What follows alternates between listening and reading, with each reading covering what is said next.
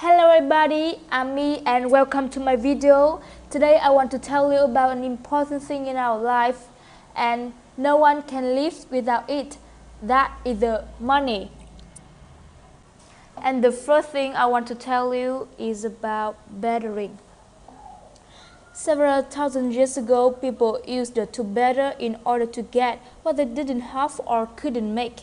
People living near the ocean had fish, soil, and salt, which they traded with people living near the mountain, who had fruits, wood, and fur. People still barter with each other today. If you trade an apple from your land for the candy bar in someone else's land, you are bartering. However, there are several problems with bartering because not everyone has the same wants or needs. You might want some goods or valuable objects from someone, but they might not want the goods that you have or vice versa. Additionally, many items are heavy, hard to carry, or don't last long. Figuring out how many of one item equals a certain number of another item can be difficult. It can also be difficult to determine the value of raw materials versus that of finished goods. Is the take of logs worth the same amount as the table and chair made from these logs? And the second thing I want to tell you is about currency. To solve the problem of bartering, people invented currency, objects that represented certain values. For example, a group of people might agree that a cow was 20 cells and a large fish was worth 2 cells. People could trade goods for currency and vice versa as long as everyone in the transaction agrees upon the value of currency being traded.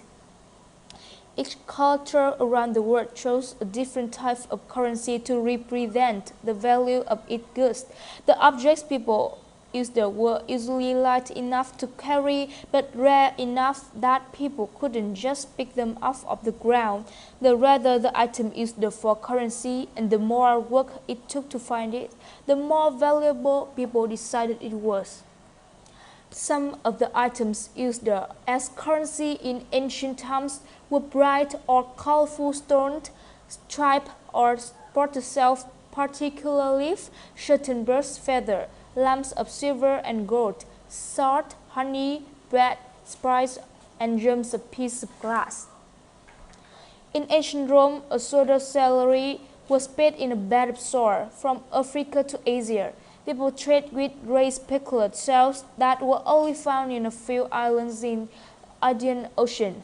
The ancient Egyptian government paid its workforce in quantities of honey and bread. Some Native Americans used wampum bags made from clam shells to trade and make treaties. Other Native Americans used eagle feather. The Chinese used blunts of tea leaf, and European colonists in North America used tobacco leaf as their currency. The problem with currency of this type was that it was hard to decide how much a particular object was worth. If one cell were much larger than another cell, shouldn't it be worth more? Did the different stripes or dots on the shelf mean something different? And what if you met somebody who didn't think yourself were worth anything at all? For trade to be visible, both parties had to want what the other had and agree on its value. Okay, that is the end of the video. And in the next video, I will tell you about the coins and the paper money. Let's see.